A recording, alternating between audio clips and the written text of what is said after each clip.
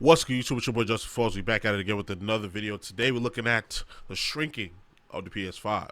So the PS5 Slim came out recently, and this content creator by the name of Not from Concentrate decided to make it even smaller, and is boasting um it has like the same fan speed and like the same cooling pretty much as the slim PS5 that we've seen come out recently. So let's take a look at it. Let's see what we got here. I built a tiny PlayStation 5. There it is.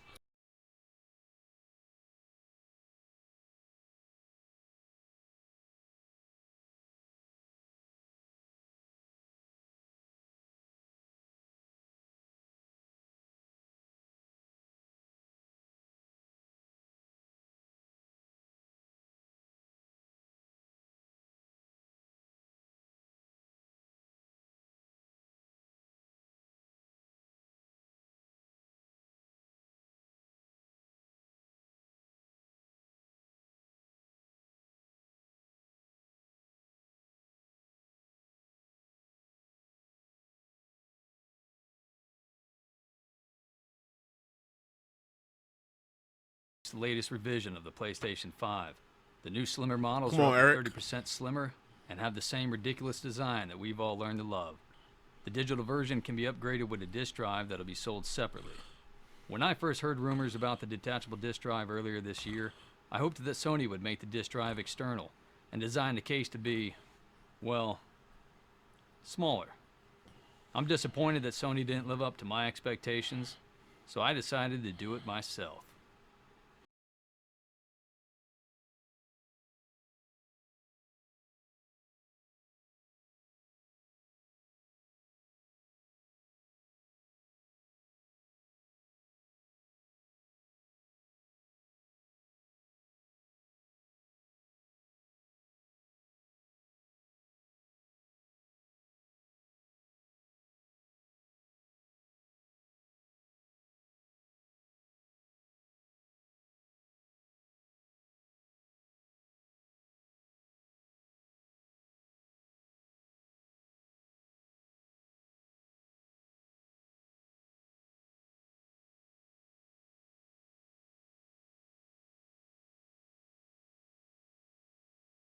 Like Linus or Gamers Nexus, one of them channels, they say even the TVs that you see, I'm sorry I'm going off topic, but even like the TVs that you see like on the market now that say 8K is not really 8K, and the PS5 itself can't really do 8K. It does like a fake kind of upscale version of it, so it's not like real 8K. I don't know, some bullshit like that. But I just saw the 8K on the box of the PlayStation 5, and I'm like, huh. I remember that being a feature, and nobody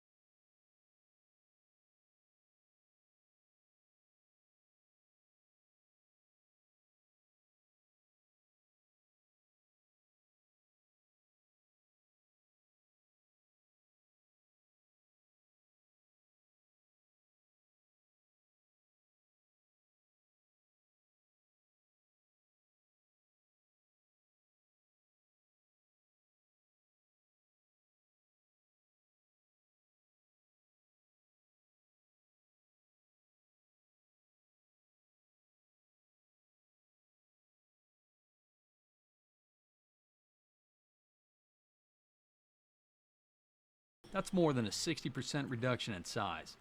It features a detachable vertical stand with built-in controller charging dock and an external disk drive. I reused a few of the stock parts to retain some of the features like the status LEDs. More than 20 custom parts were made using my CNC, 3D printers like the X1 Carbon, and services provided by Send Cut Send. The 1200 series motherboard is small enough to fit inside the Skyreach 4 tiny PC case. The 6nm SoC die is smaller and more efficient than previous PS5 models. This is what allowed Sony to shrink the heatsink, and it is comparable in size to the Black Ridge CPU cooler. The Black Ridge is about 60 grams heavier, and both heatsinks have 6 copper heat pipes. The biggest complaint that I have about the design of the PS5 is the fan. That doofy-ass fan. And it's the reason that the PS5 won't get smaller. Ever wonder why it's so big? Sony prioritizes fan noise over system thermals. The larger the fan, the quieter it is at lower speeds while still providing the airflow needed.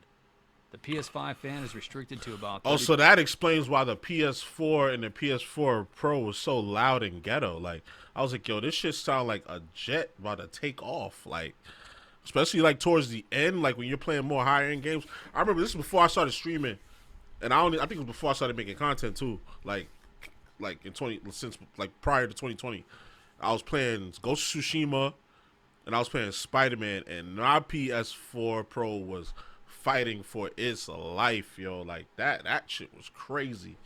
You heard it, woo, like it was fighting for its life to the point where, like, if I didn't have my headsets in, you could barely hear the damn game unless it was louder than the fan noise.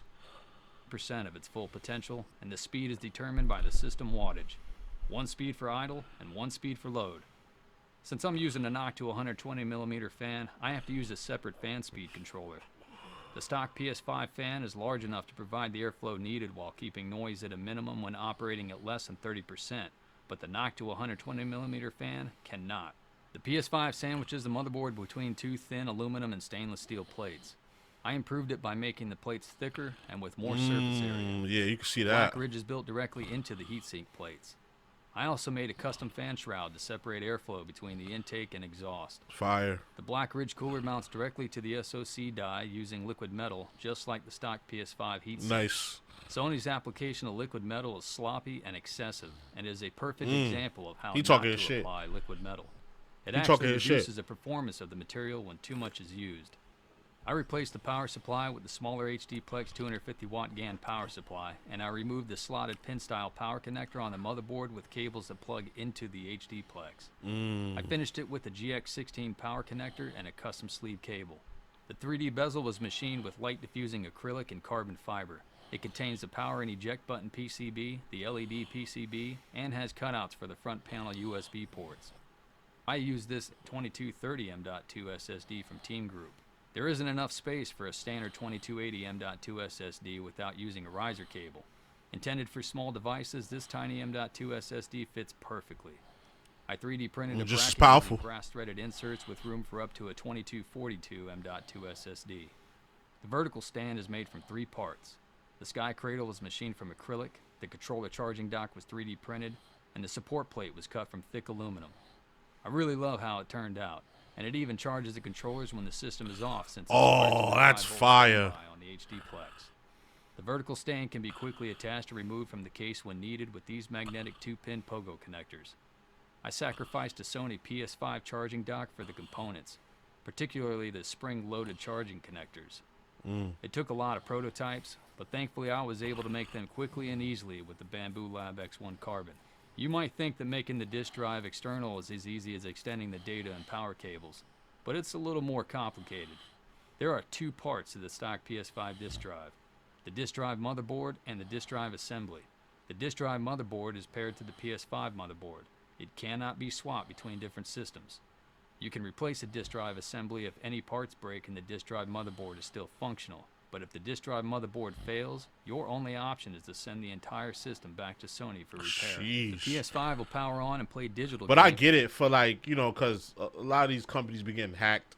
So they do these, like, crazy, like, security measures to make sure people can't hack their systems and shit like that. I've like, they're still trying to hack the PS4.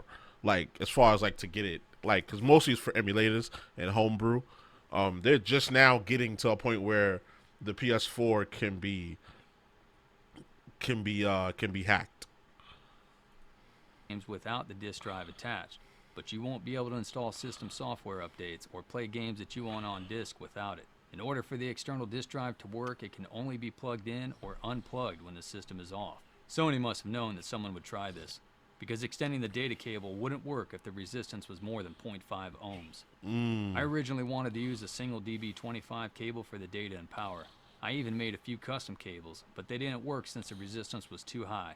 I had to use an FFC breakout board with FPC extension cables and a separate... I know that has to be like for Sony, or like for these businesses, that has to be a challenge, and it has to be probably somewhat frustrating that you have to go through these extra measures to make your system harder to modify or hack into. Like that probably adds months, probably another year to like the development cycle for these things, for these systems to come out. So that's why when they be saying games or systems is delayed, I don't even get mad, because you got to have like security measures in place, and you got to make sure these products are worthy to be put out into the market. So if I have to wait another year, then I'll wait another year for it. Plus, I got all these games here anyway that I ain't even play physically and digitally. So it's like I ain't really fiending for no new games at the moment anyway, because I got to finish the ones I got. Power cable. Despite these limitations, the external disk drive is a great feature. Personally, I love having a smaller console with the option of using the disk drive when I need it. The tiny PS5 is more portable and can be carried in most backpacks.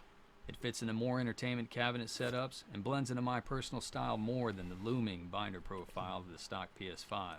I wanted to compare the thermal performance of the two systems as fairly as possible, so I embedded temperature probes into the heat sinks themselves directly above the SoC. Oh, wow. The PS5 does not have a temperature monitoring feature.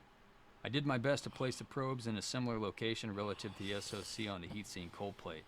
Keep in mind that I had to reapply the liquid metal to the stock PS5 after embedding the probes, and the reapplication most likely improved the results since it was done correctly this time. I used the You shitting on Sony. That's crazy. Both systems remain under 60 degrees while gaming, and less than 35 degrees when idle. The tiny PS5 fan runs at 100% during gaming, but the warm hum of the Noctua fan is essentially inaudible over the speakers and is silent when idle. The best part about the fan speed controller is that it doesn't turn off the fan until the temperature drops below 30 degrees for more than 5 minutes, even after the system is turned off. I would love to see this feature built into PC motherboards. What do you think about the tiny PS5? Do you think that shit is should cool, make the bro? Slim PS5 slimmer? Would you like to have an external disk drive on future consoles? Let us know in the comments below. A huge thank you to my wife Sarah for all her help and patience during this. Shout out wifey. To my friend Sam for letting me experiment on his PS5, and to Josh for his support. I hope you'll join us on our Discord channel. You can find the invite link below. Thanks for watching. We'll see you next time. That was cool, man. That was really fucking cool. Like, everything about that was cool. Like, to... Right. Let's, okay, he has more to say. Bloopers? Good. Oh. I gotta wear my... My boy almost fell. Careful there, old man. My special edition NFC swag hat. I don't know, Josh. Who wears it better? Who you trying to be like? Who you trying to be like? I don't get the joke. Built a tiny PS5. You definitely did. You bodied that shit, bro. For sure. Like, again, that was just cool in every way. Excuse me. That was just cool in every way. Like, he meticulously broke down the system, made the parts he needed to make, and actually improved upon the performance as far as like temperature and hum and fan hum noise. Like that's impressive. Like, that's really some high level shit. Like, I mean, he made it look easy, but there's really like some high level shit that, you know, the average person cannot do. Like, this takes years of experience and knowing what part does what. You know, that's cool. It's cool. I think I'm definitely subscribed to bro. I never heard of this channel, but I'm gonna subscribe. But yeah, so y'all let me know what y'all think. Was that cool? Was that like super nerdy and corny? Let me know down in the comments. We'll talk about it. So you already know the vibes. Like, comment, subscribe, all that good stuff. It's your boy JusticeXFalls, and we out. One.